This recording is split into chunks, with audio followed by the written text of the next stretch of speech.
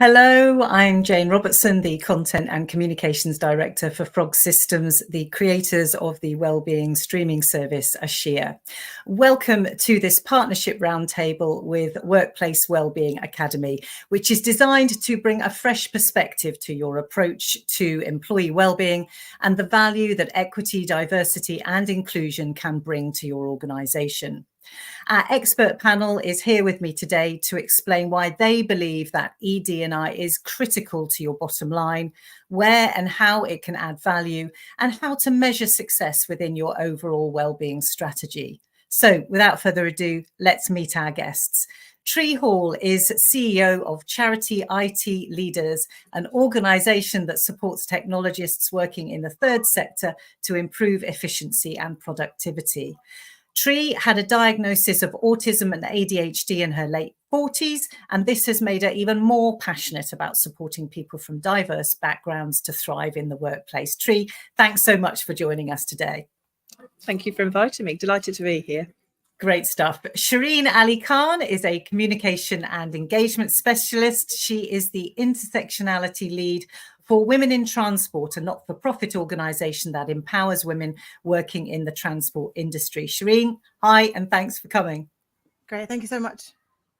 And Glenn Ridgway is the founder of the Workplace Wellbeing Academy, who we are delighted to be working in partnership with. Glenn developed a model that highlights the benefits of positive wellbeing for both employees and the organisations that they work for. So we'll be looking at that model and how ED&I fits into this. So thanks, everybody. Thanks, Glenn, for being part of this and for partnering with us. We'd obviously love you to join in the conversation today as well. So do please share your thoughts and post any questions in the comments, and we'll try to get to them during our conversation, which should last for about an hour. So I wanted to sort of start off the discussion really with why we should kick back against those who are saying that equity, diversity and inclusion, EDI, or equality, diversity and inclusion, as some people still call it, is meaningless in the workplace today. There's been a lot of pushback on this. Glenn, as our partner for this roundtable, perhaps I could start with you. Why should we push back on people who are sort of naysayers about this? I actually saw a post that Shireen did on LinkedIn the other day, and I think it phrased it very, very well. More rights for other people does not mean less rights for you. Rights is not a pie. It's not divided up into equal parts or unequal parts. It's about everybody having the same rights to be, call it equity, call it equality, yeah. Access to resources, access to opportunities. They have that sort of opportunity to succeed. And if our people succeed, then obviously our business succeeds. So I think that's the phrase. Yeah, it's not a pie. Yeah, more rights for everybody is where we should be aiming for. So. Well, Shireen, since you made that post, what made you put that post out? What was it again? That there's lots of conversation at the moment about whether this does add value in the workplace or not. Yeah, thank you so much. I think it was a reshare from somebody else's, and the point of the post was around just really articulating that there's so much happening in the world right now. It's really easy to just not pay attention to any of it, and it's really easy to say, "Oh, not this malarkey again," or "We're still going on about this." But yeah, we are still going on about this, because actually, until all of us are free, until freedom and right sits with everybody, and actually technically no one is free. And so I really like Glenn's analogy of the pie. There aren't finite slices of pie. If I have some, you won't have some. Actually, freedoms, rights, respect, dignity, this is actually what people are wanting. This is what everybody wants. And so for me to have that doesn't take it away from anybody else's. And I think it's just making sure we keep that narrative just regularly on people's mindsets, so we don't stop talking about things that are taking place across the world, whether it's at home, whether it's abroad. As long as you keep that narrative flowing around equity and that understanding that we are all able and all deserving of that freedom, I think that for me, that was the point of the post. And certainly the conversation today is really, how do we keep it at the forefront? And Tree, I guess obviously you're here on the panel. We all agree that this is important and something that needs to be talked about more in the workplace. What's your experience and your view been on how it adds value? Well, funnily enough, I've been presenting at another conference today on this topic and talking about the fact that there are skills gaps in so many key areas of life at the moment. I'm a technology professional and I'm CEO of charity IT Leaders, and there are huge skills gaps in technology. But when you start to think about inclusive workplaces, you open up conversations and you open up opportunities for people who have the skills and experience that we need, but we can't currently recruit. If you think about the skills that many neurodivergent people have, for instance, 40% of their problem solving skills, the ability to hyperfocus, creative problem solving, direct communication, enhanced pattern recognition. So many of these skills are the skills that we are looking for in the workplace. But because of the way we recruit, because of the environment that we have in the workplace, not everybody is able to access the workplace. So for me, ED&I isn't about ticking boxes. It's not about the woke, tofu-eating, Guardian reading, leftist agenda. It's just about creating workplaces that work. Because when we do that, we make life better for everybody. That's when we move from thinking about inclusivity as a something that we have to do, and we start thinking about belonging as something that we all feel. And ultimately, isn't that what we all want? We want to belong. And I believe the figures at the moment, it's something like 20% of the population is seen to be as neurodiverse, and with younger members of the population who are going to be coming into the workforce, that's set to rise, isn't it, Tree? So taking advantage of those people with a different perspective, a different skill set, a different way of looking at life can be so important for a business. Absolutely. And the figures about levels of neurodiversity, and I think are massively, massively under catered for. The NHS says that there are about 700,000 people in the UK who are autistic, but actually research by University College London, which was published in one of the Lancet journals last year, showed that the number is much closer to 1.2 million people. Now that's a big number. And when you think about family and friends who are also supporting those individuals, you're looking at an estimated number of around about 6 million people who are impacted by autism every single day.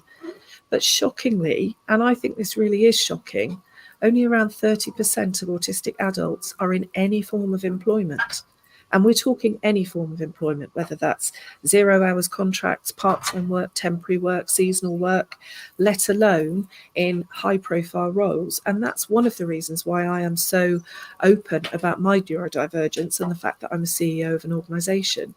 We're not utilising the skills and expertise that's out there, and we need to change the way that we think about inclusive processes, inclusive recruitment, and inclusive workplaces if we're going to address that challenge.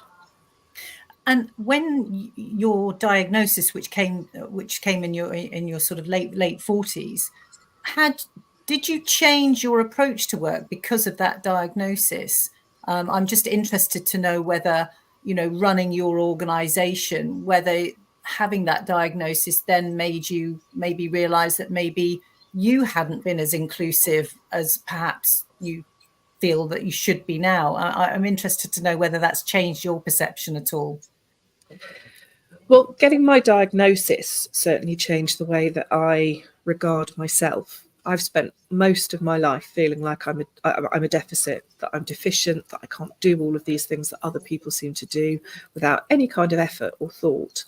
So I've had a very negative perception of myself. My diagnosis started to change that because I realised that my brain isn't broken. It just functions differently. To use a tech analogy, I have a different operating system. And if you work in tech, you'll know that many operating systems need an API in order to enable them to talk efficiently to other operating systems. So what we're talking about here is changing the way that we communicate with each other, changing our expectations of what is normal and what is acceptable, and realizing that difference is out there. I mean, diversity is a fact. We cannot get away from diversity. But what we do about diversity, how we think, how we think about it in our workplaces, that's a choice. We choose whether we are going to pursue equity, for everyone. We choose whether or not we are going to be inclusive in our behaviours. But when we choose those things and when we make those decisions, that's when we start to foster belonging. And I know that myself, as an adult who now realises that they're neurodivergent, I've not always been as inclusive as I should have been. I really battle with what's called internalised ableism, and that's the belief that even me, knowing what I know about myself, that I don't deserve accommodations, that I don't deserve adjustments, because other people seem to manage without them. So why should I get them? And if I'm battling with that, with the knowledge and the lived experience I have, I can imagine that people who don't have that lived experience or that personal experience are probably also struggling with those things. And it's important that we start conversations about ableism and internalised ableism, and that we make it okay to admit to this, because that's when we can start to address it, to educate ourselves and to think about how we can do things differently. And I think that really ties in with so much of the work that Shireen does about intersectionality and the crossover of all these different needs, because my needs don't trump anybody else's, but neither should they be lower priority than anybody else's. Yeah, and one comment already raised saying that, you know, you've made an important point there, that our education system, you know, disadvantages people who, you know, have a different skill set, different perspective, even before they get into the workplace. So, Shireen, let's move on to you, because as a communication and engagement specialist, communication is obviously key to all of this, isn't it? You work very much in the kind of women in transport space in part of this work that you do as an intersectionality lead.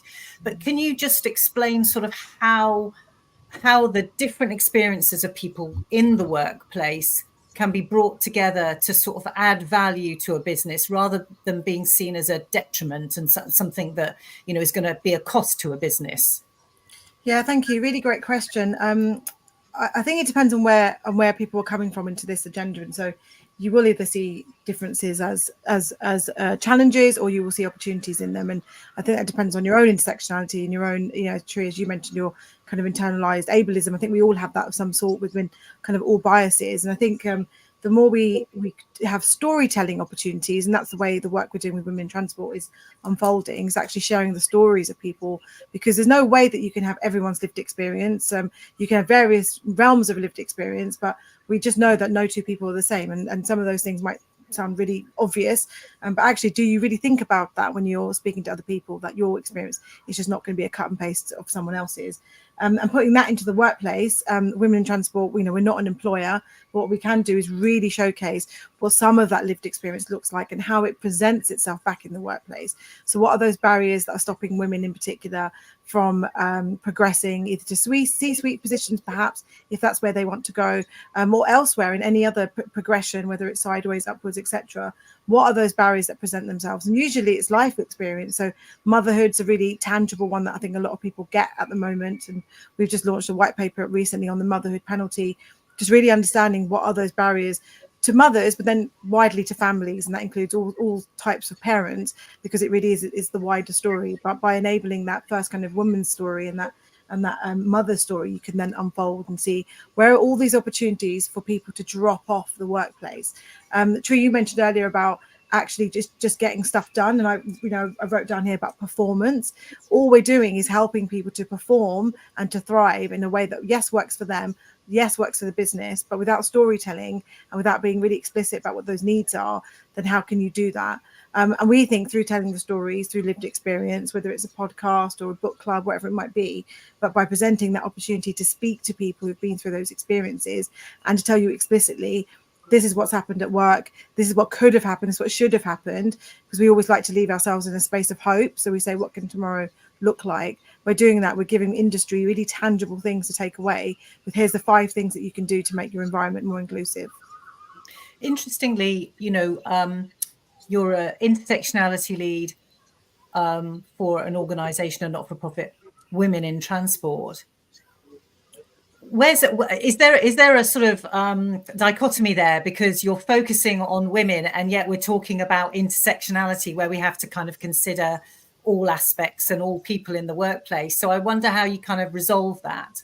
Yeah, absolutely. So to be a member of Women in Transport, absolutely anyone can join. So we're not kind of biased in that respect. Absolutely, yeah. Glenn's a member and Glenn's a supporter. Absolutely, this is a really, really good thing to note. Actually, that Workplace Wellbeing Academy support Women in Transport in some of their programs as well. And we just held a roundtable last week looking at wellbeing, and so bringing people into the story. A lot of what we're kind of showcasing is storytelling, but allyship. So how do we be allies for ourselves, for each other? And we showcase the stories of men absolutely all the time, and other people's lived experiences, because it isn't just about that one group. But I think what we're really highlighting is there are intersections of intersections. And so when we just say things are gendered or we're just targeting a certain demographic, by doing that, you're absolutely then taking away other people. So you're saying those experiences are not valid. And we definitely don't do that. So we might start the conversation through a woman's experience, but just by nature of that conversation, and the podcasts are a really good example of that, we open it up to other people's lived experience as well. So Pride is a really good one, just because it's we've just been in the Pride period. We had a podcast episode focused on that. We looked at lots of corporates and what they did for that demographic. And we spoke to men, women, however people identify. They're all part of the story, because we have to learn about other people's experiences to be able to tell our own stories. Yeah, absolutely. Gary has asked a very good question here, and I'll take it now, because we're kind of talking about, the transport industry, which obviously, is a unionized industry. And so he's asked, how can trade unions help to overcome some of these barriers when you're working in partnership with employers who don't recognize a trade union? And that's a tricky one, isn't it?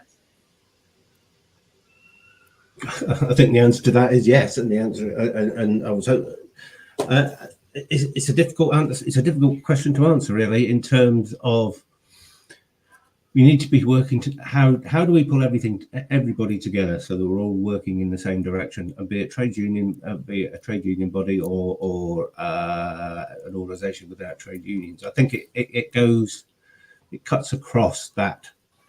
I don't like to say divide, because I don't see an us and them thing in trade union and employee relationship, but it cuts across all organisations. And I think trade unions can lead in terms of understanding and knowledge and bringing the information to the table. I think that's be the well-informed partner, I think, would be the best way of putting it. Shireen, I'm guessing that you have to deal with trade unions in the work that you do with the transport industry. How are you trying to educate the union leaders as well as the employers of the organisations as well? Yeah, it's a really good question. So less so in this role. Certainly, when I was working in academia, I would engage with unions there as well. I think from my perspective, it's all around understanding and just being able to articulate people's perspectives. And so I would like to see I think almost mediation taking place with the unions and with employers, because everybody wants an end goal, and what does that end goal look like? So from a comms perspective and engagement perspective, for me, it's about that narrative of understanding actually we're all here to achieve a result. It might not be the result that we all want, but actually we're all here to achieve a result. And what does success look like? So I completely appreciate it's a really difficult topic to really unpick. But I guess it's about not always clashing over things. It's that empathy piece, that understanding piece, and it's about representation as well, isn't it? And Glenn, perhaps I could pick this up with you. Is if you've got people at the top of an organisation who've been there for a long while, and that is usually the case, certainly in larger organisations, isn't it, where somebody has risen to the top and they've been in the organisation probably a long time, or they've been brought in because of their experience somewhere else, they're going to have a fixed point of view. How do we encourage sort of leadership teams and leaders to, not necessarily think with their own perspective all the time, and to listen to other people and understand their workforce and also their customers as well, because you've got to reflect your customer base too, haven't you? I think, I think Tree and Shireen would probably have a more practical perspective than I do. To me, it's about selling the messages. What is it? What are the business benefits of getting this right? there was a study done last year, and essentially what they did is they invested a metaphorical $1,000 in the top 100 happiest companies. Yeah, that's they measured happiness. They came up with a survey. They did that. They measured the happiness levels, and the top 100 outperformed the S&P 500 and the Dow Jones companies by at least 20% on average. Yeah, since 2021. Yeah, so there's a business benefit to doing this right, to getting it right, to add it, and that's where the added value is. So it's selling them the message that actually not only is it ethically right, morally right, etc. Yeah, financially there's a huge benefit for people and organisations that take this on board and do it properly. Yeah. But when I say that, I say do it properly, because that's the important thing. You cannot. Can I add into that, Glenn? Because I was just looking at a McKinsey report actually, and I've written down what it said. They were talking about the way that, you know, a good ED&I culture helps you, one, improve profitability. They said companies with diverse leadership were much more likely to have above average profitability. It also helps you win talent, improve the quality of your decision making, increase customer insight, and improve your country or global image as well. So it's all wrapped up, isn't it, in that, you know, are you going to be a successful business or not? Well, I think we'll get onto this, I think, a little bit later in the discussion. EDI is one aspect of well-being. If you do EDI well, you will enhance well-being. If you do it poorly, it's a risk to well-being. To me, well-being is the ultimate output for what we do within EDI and some of the other aspects. Like I say, we'll talk about it in a bit more detail later. And it's that well-being is what generates the profits, the reduction in turnover, the loyalty, the productivity, all that sort of stuff. It's positive well-being is the output, and from that flows all these other business benefits. Yeah. So when we look at EDI, we look at it in the broader context of well-being. Yeah, and Tree, that sits right in that kind of value to the business, value to the organization piece, doesn't it? I mean, you work in the technology industry, which, you know, changes, is moving, you know, changing all the time, new technologies, you know, a lot of burnout in that industry as well, you know, for people who are, you know, under a lot of pressure to stay on top of innovation. So from your point of view, how does the well-being piece fit into all this as well? Well, I think well-being is at the heart of everything, to be honest, because for me, organisations flourish and thrive and are successful when you put people at the heart of things. And whether that's putting them at the heart of technology, at the heart of transport, at the heart of whatever it is that you're doing. So having that focus on well-being means that you are looking at how you can elevate everybody. And this comes back to the point that was made at the beginning about pushback to EDI strategies and talking about the kind of the privilege and the rights pie. You know, you're not losing your own rights when you elevate other people. What you're doing is creating a more equitable environment for everybody to flourish in. And what I have seen personally and from other organisations and individuals that I've spoken to is that when you create a culture that enables those who have specific needs to be able to verbalise those needs, to get the support that they really need but also are entitled to, what you do is create an environment where everybody is able to articulate their needs differently. And that means that you can have open conversations about reasonable adjustments. It's a phrase that personally I hate, because what is a reasonable adjustment? By whose metric? And what's an unreasonable adjustment? But bringing everybody up, elevating everybody is what happens when you look at those who are the most excluded and the most marginalised, and you think about how you can make things better for them. And that, as Glenn has said, that is good for productivity, it's good for staff retention, but it also helps get us closer to this sense of belonging And I think that is at the heart of well-being. When you feel like you belong in a place, you're able to enjoy psychological safety, you're able to feel that you're part of something, and you get that sense of loyalty that you want to stay there and be part of it. And that's when you get great teams, that's when you get great ways of working.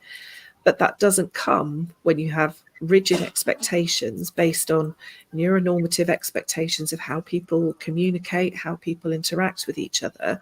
All that does is create barriers. So we have to talk about difference. We have to normalize those conversations about difference.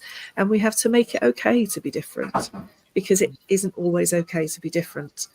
And that's why so many people won't disclose that they have neurodivergent needs or that they have disability needs, even in the hiring process.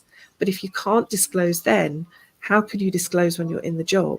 And that means that you are pushing yourself and you are hiding and masking the needs that you have, and that leads to burnout. Let's look at the model that Glenn has created. Our lovely producer Emily is going to bring that up on the screen for us. And Glenn, perhaps you could take us through, so you call this your orchestra pit at Workplace Wellbeing Academy. The individual is at the heart of everything, which is obviously what we've been talking about here in the wellbeing. But there are so many other parts of this, aren't there, Glenn? Yeah, when we developed this model, what we were looking at is what are those aspects within an organization that, if done well, will enhance well-being. Like I said earlier on, we consider well-being to be the output. Yeah, if you have positive well-being within your organization, all these positive benefits that we talked about earlier on, greater profitability, all those sorts of things, they will flow from positive well-being. So we think of well-being as being the output we're looking for. And I'll explain some of the logic to that in a minute. So if these areas are done well, they enhance well-being. If they are done poorly, they are a risk to well-being. So that's why we've chosen these particular ones. You could probably argue for inclusion of certain things and certain other things that might be missing, but that's our logic for this model. You'll notice that, if you like, values of an organisation is not there, because an organisation that has it's not the values in themselves that has an impact. It's how people live those values. So somebody who works for Halliburton, who is who builds weapons and all that sort of stuff, they could still have positive well-being. Yeah, it's not the value of the company; it's how they live within those values. And again, somebody who maybe works for Greenpeace or something might have poor well-being because of some of this other stuff's missing. So that's why we've chosen this. This is about those areas of an organisation that, if done well, support well-being. So I'll just give you an example. So the inner circle, the purple, is about those things that directly impact the individual. So personal development, we all like to grow. We all like to think that we're getting better at our job and that we have opportunities to get promoted. So but we've also, a lot of us will have been in dead-end jobs where that's not an option. Where would we prefer to be? Yeah, what has the impact on positive well-being? I'm not going to go through every single one. I'm just going to pick out a few. Autonomy and control. We all like to think about the fact that we know what we're doing, and we want some control over the way that we do the job we do. Again, a lot of us will have had worked under micromanagers and not had that level of control that is good for us. And yeah, you can see the difference in the two scales there. Going out to the sort of second layer out, team and community factors. So these are the people who you work with on a regular basis. Your team factors are if you like, the people you work with directly. Your community factors might be the office or the broader environment you work in. So there are elements in there that will impact on your well-being. So the psychological and social support. So that's the mental health bit. Yeah, if you like, this is what happens if I'm struggling. Where do I go for support? Will somebody notice? Will somebody support me? That side of thing. That's the mental health bit. The supportive working relationships. This is the wider thing. This is about behaviours in the office and the bullying, anti-bullying, and all those sorts of stuff. It's how do we actually, as a community, work together? and pull together. And then workload management, it's always going to be about a conflict around workload management. Very few organizations will have people sitting around waiting for work. Yeah, so they're always going to have more work than they've got people, almost always, should we say. So there's always that sort of that conflict, and it's how do you manage that conflict, really, and how do you the fair and equitable distribution of that work. So that's the, if you like, the team's dynamic. And then you've got the organizational enablers. This is the big stuff. Yeah, this is the stuff. So leadership style. It's no great surprise that people transformational leadership, people-centered leadership, they are markers for positive well-being in an organization. Yeah, whereas transactional, micromanagement, or master-slave relationships, they're destructive. Destructive leadership styles will have a negative impact on well-being. No great surprise there. We've talked about equity and inclusion. Organizational fairness. This is a perception of fairness. We have procedures. So, but and organizational fairness is very much based around the discussion around equity. How are resources and burdens distributed? Yeah, who gets the good job? Yeah, or who gets the overtime that they need? Is it your mate, or is it evenly distributed? Who gets who gets to do the filing?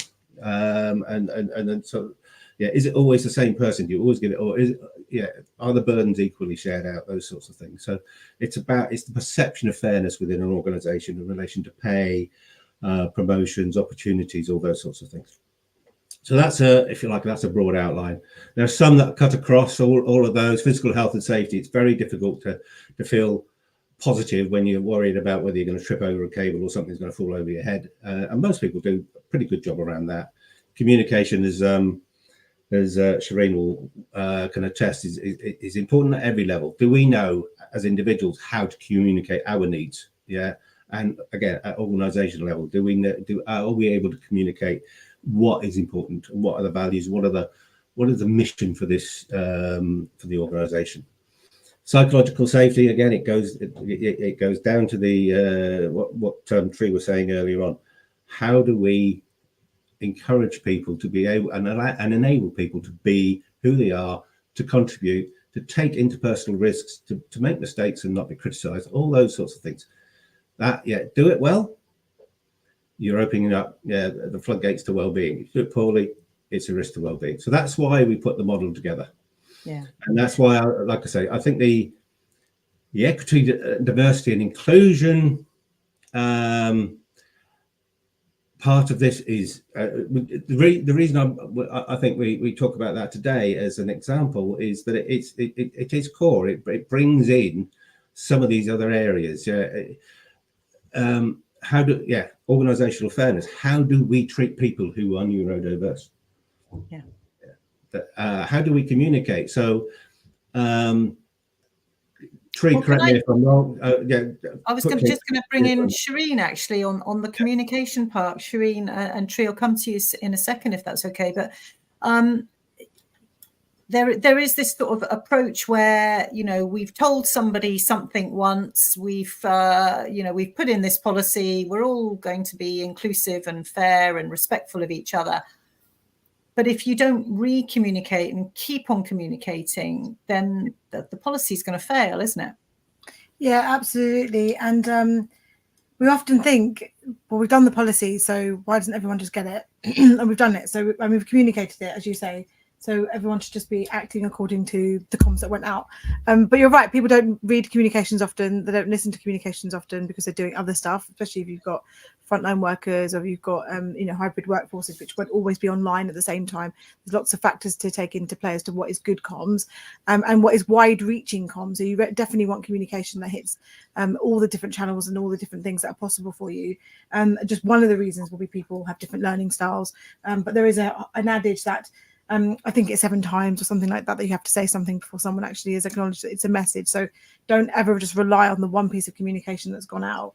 But then we have to think about who are the people who are creating those communications. Do those people, so do your comms team, does your engagement team, understand what well-being actually means. And I get it, as a comms person, it's really difficult. There's no way that you can understand every single part of the business, and that's why you work with the subject experts in those areas. But there are some things, so ED&I, well-being, there are some foundations that the people who are in charge of the communication should absolutely understand and believe as well. And I say that in the sense of not paying lip service or box ticking, and they should actually have an understanding of that. And that requires people working together. So your comms people should be working really closely with the EDI team. Your comms people should be working really closely with the wellbeing team to ensure that there is that clarity on messaging, there is that consistency on messaging, there is that drumbeat with messaging, but really understanding that your audience, where is your audience? And they will be anywhere, everywhere, different times of day, etc. But where is the person who's picking up that email or that piece of communication or watching that toolbox talk or attending that front staff briefing? Where is that person coming from? What is their perspective? What are their barriers? What are their challenges? What is making them not take up that message, for example? And it's an art. So comms, I always think that, as comms specialists, we make it look easy because it's just a message that went out, but there is a real science behind it, and there's a real thought process behind it. But that thought process has to be in itself really sensitive, has to be appropriate, and often sometimes it has to be slower than we want it to be, because often comms professionals, and hopefully some of those listening can attest to this, the communication needed to go out yesterday. And so because you're being quick with this communication, whatever it might be, you're not necessarily paying attention to all the things that need to be thought of. So go slow to go far is what I would say, but really understanding that we do work in fast-paced environments. But that's where you need to have the professionals who actually get it and understanding, without having to speak to the EDI person, or is this accessible, or speaking to the wellbeing person, does this reach the right, is it psychologically safe, that kind of thing. You want everyone to have those proficiencies, and I think that's okay to ask for in 2024. Yeah, and the business value that comes from good communications about whatever it is you're trying to communicate is so important. And Tree, there are different ways, as Shireen said and Glenn said, to communicate. And for people who are neurodiverse in the workplace, there is an extra sort of thought process, isn't there, as to how to best communicate and get those messages out to the workforce. Absolutely. I think anyone who thinks differently or experiences the world differently, you have to consider how they are going to engage with those communications. And that might be that you provide recorded comms so that people who have visual impairments can access them, because they won't be reading comms. And I don't know if any of you have ever tried using a screen reader. Sorry for the background noise going there. I don't know if any of you have ever tried using a screen reader, but they're not always a great experience, and they don't give you all of the nuance of documents. So you have to think about the different ways that people will physically access the information that you're sharing. And it is also about understanding that people communicate differently. I, as an autistic person, have a different communication style to people who are not autistic. I find eye contact really difficult. So I might be making really intense eye contact or not looking at you at all. But that doesn't mean that I'm not it doesn't mean that I'm not focused on what you're saying. And very often we think that if people aren't looking at us and making eye contact, we think they're not listening to us. And we make all of these value judgments based on people's communication styles. And actually, we don't all communicate in the same way. So we also have to take that into account when we think about the communications that we're sharing. We have to think about how they will be received and how people will engage with them and how they will action them. And I will engage and action things in a different way to somebody who's not autistic. But that doesn't make my way any less profound or any less committed, any less fulsome in getting behind the document that I've been reading. And I think sometimes we forget that. We forget that not everybody communicates in the same way. And we do make value judgments about people based on their communication style.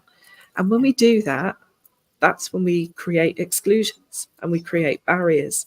We prevent people being able to access the workplace or access well-being in the workplace because we're not meeting them in the middle. We're imposing our expectations and beliefs upon them.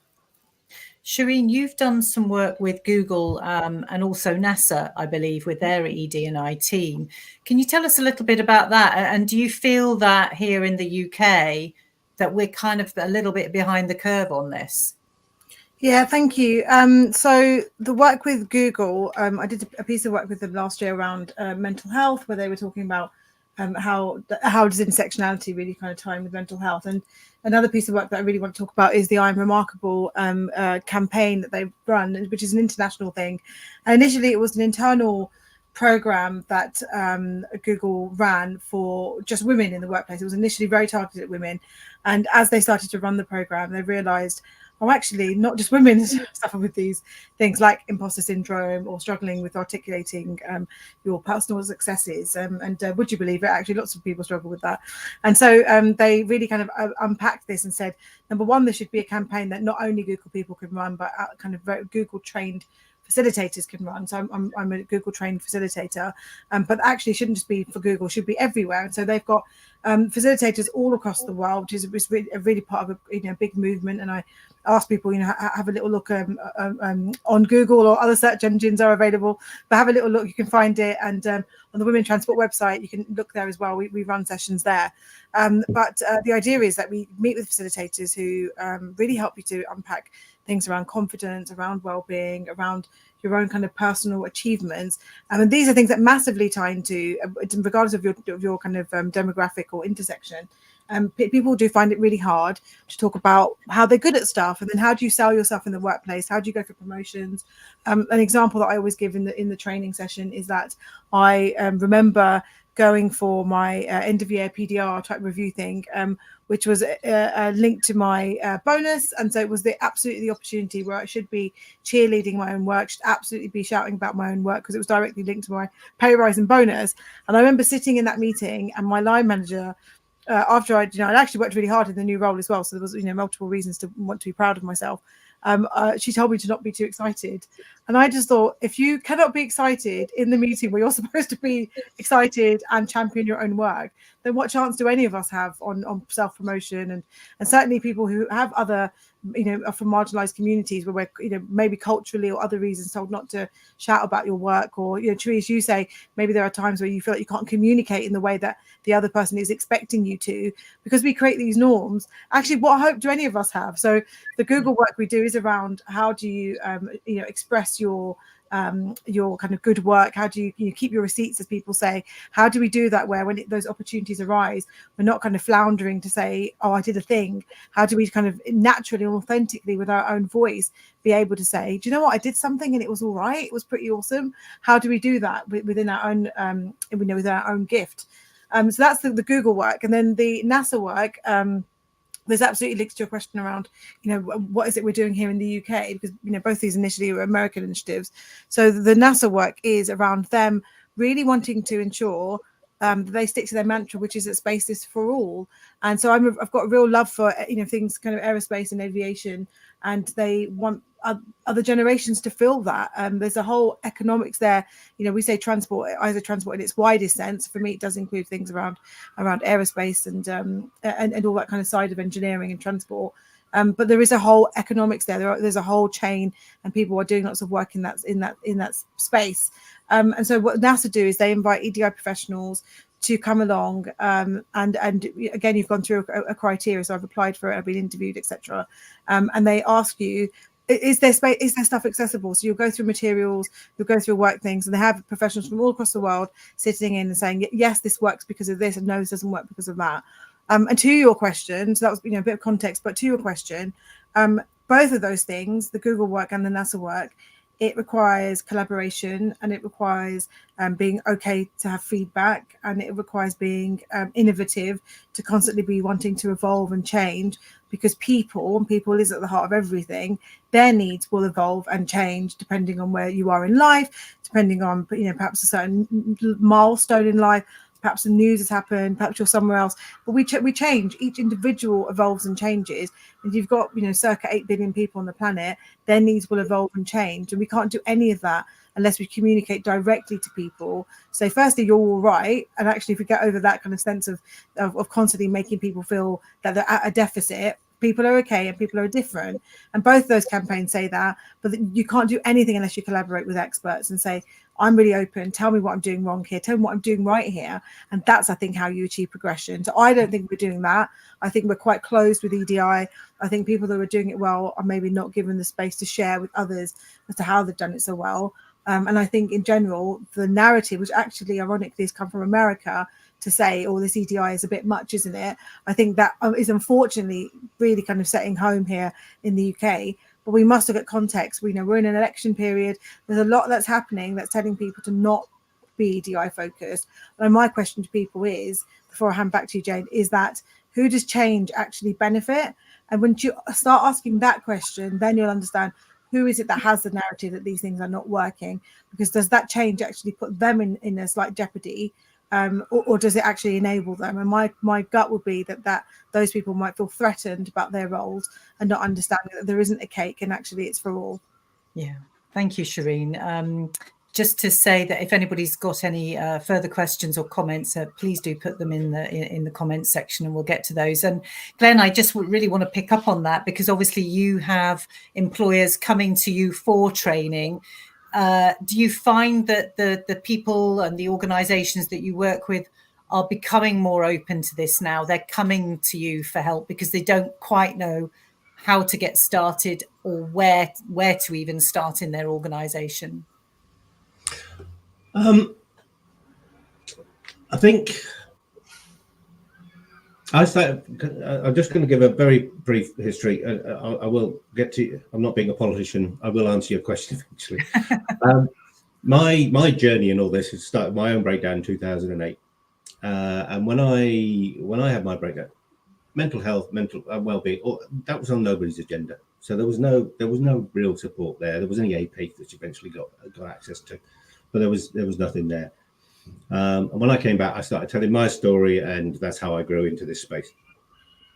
But what I've seen in that progression since then is that we've moved from that, what do we do when somebody's fallen over, to how do we stop them potentially from falling over,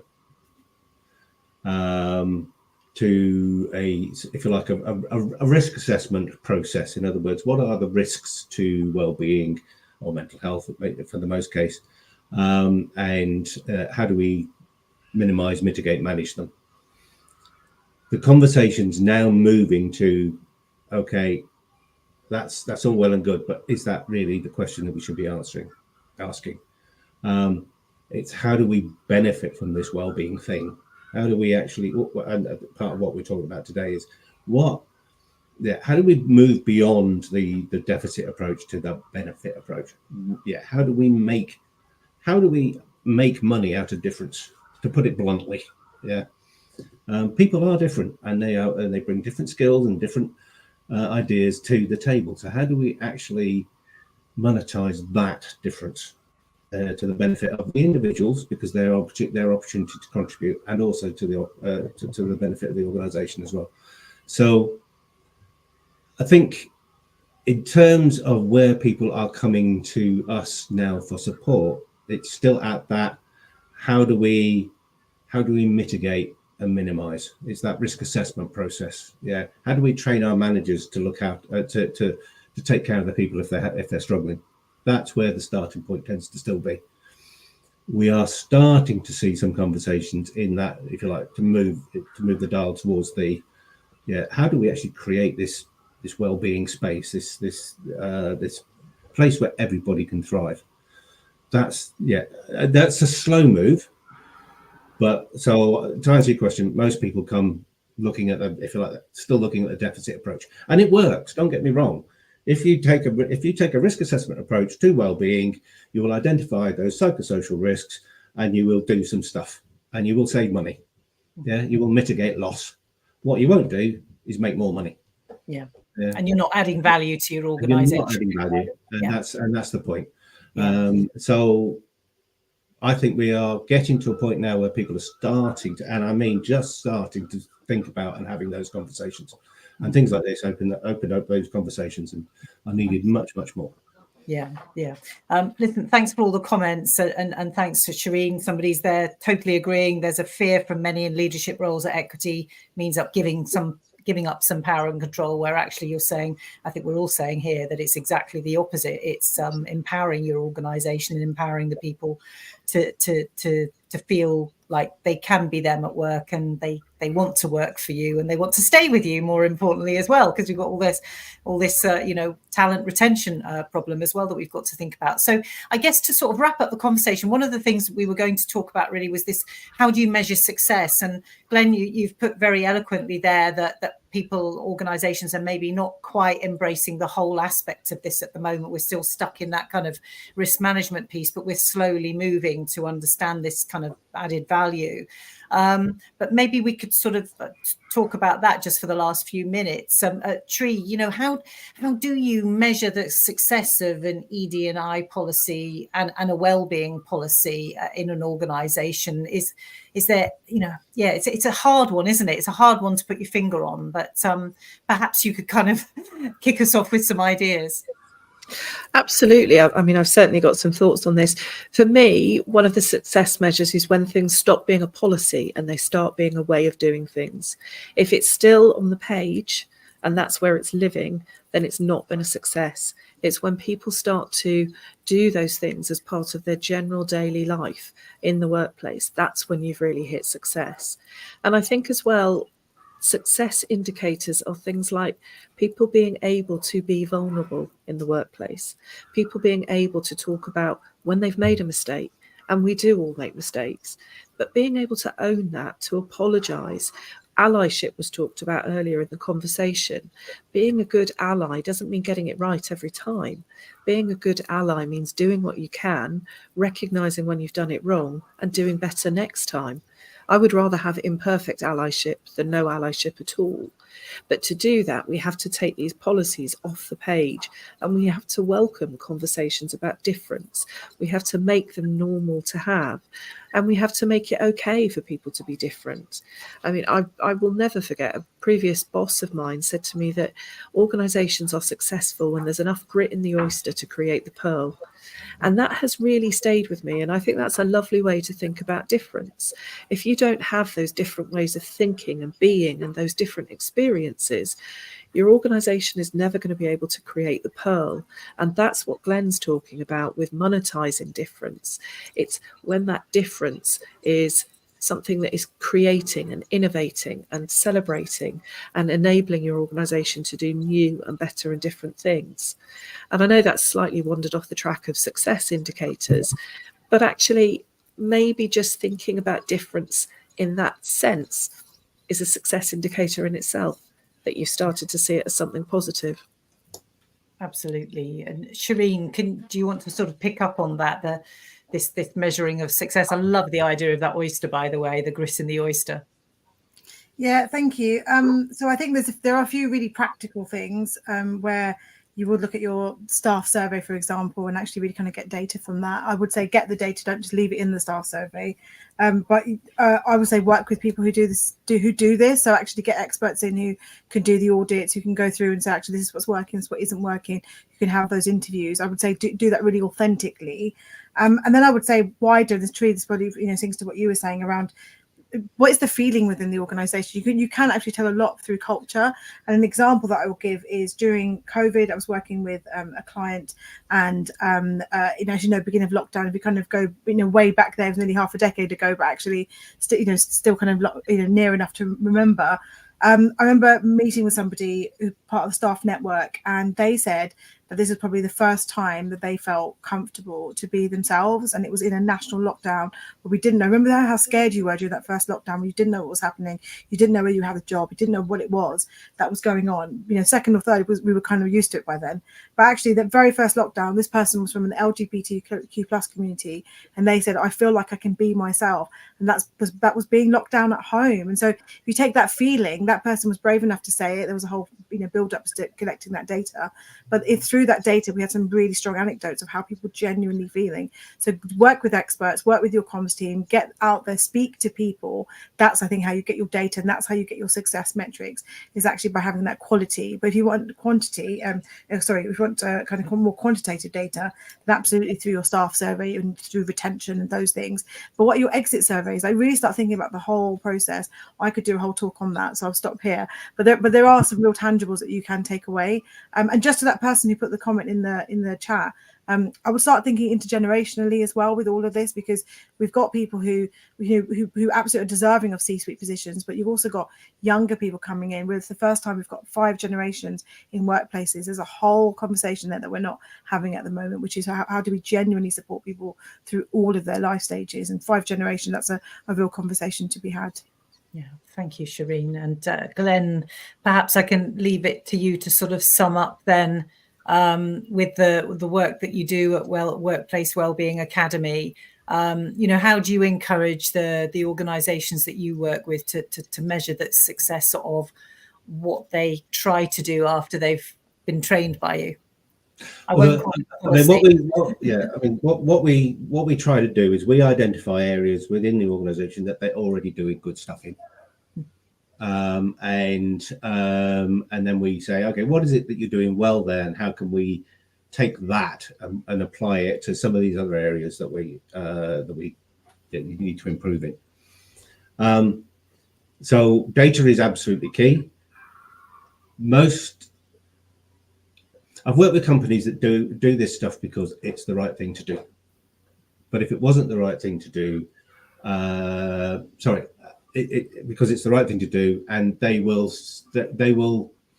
see if it works over the longer term. Yeah, so it just feels right at the time. There are other companies that need the hard figures, need the hard facts, and there is no defined measure of absolute value for the positive benefits of wellbeing. Yeah, nobody's defined it yet. We've come close with mental illness in terms of the cost of mental illness, but nobody's come up with a model yet to say, how do we actually measure financially well-being? In reality, it's very similar to mental health, because benefits are still going to be reduced presenteeism, etc. A lot of the factors are going to be very similar, but there is no single measure. So looking at staff surveys, etc., is a good way to go. What I've done with other companies is what we try to do is work out what information have we got that would tell us whether we're successful or not. Staff surveys being one, exit surveys being another, churn rates, and what is it that we've got that's easy to collect, and what is it that we haven't got which would actually be easy to collect as well. In other words, put something very simply in place, and then we work with the organisation to figure out, okay, what's that picture tell us now, and what would it tell us in 6 months, 2 years time? And we develop a success measures with the organisation. It's great saying, well, let's have an absent management process, and we'll see how many people fall over. Record that the fact that they are, the reason for illness is poor well-being or poor mental health, etc. If you don't already have that well established, it's very difficult to put that in place. So we wouldn't use that necessarily. We might use the overall absence stats, but we would look at how easy it would be to actually change some of the stuff they've got. So my answer to that is work with the organizations. It's what Shireen says, work with your professionals, work with your organization, find out what is important to you to measure and what is it easy enough for you to measure. Because if you make it difficult, it ain't going to happen. Yeah. And then you use that data in order to monitor over a regular period. And it is about over a regular period. And if you can develop something which is more frequent than once every 6 months, I would suggest the ONS4 over on a monthly basis. And ONS4 is the happiness survey that the Office of National Statistics use. It's 4 very straightforward questions. Use that on a monthly basis. You can then monitor how the impact of a specific activity. I've done something this month. How is it yeah, how is it impacting on our staff surveys, etc., etc. And you can actually get quite not detailed, yeah, quite detailed in terms of understanding what activities are working and the impact it's having. Yeah, brilliant. Listen, we're out of time, unfortunately. What a fascinating discussion it's been. Thank you so much for joining us. This conversation is brought to you by Frog Systems. Our wellbeing streaming service this year is a complete on-demand platform full of personal stories, expert opinion, conversations like this one to help you be better managers, as well as signposted support and resources to support your employees through the life challenges that they face. So do visit our website for more, and you can always sign up for a free trial, and do follow us on our social media. But thank you so much to Tree, to Shireen, to Glenn for joining me. And thank you also to you for watching. We really hope that this conversation helps you to bring some positive change to your own workplace. Enjoy the rest of your day.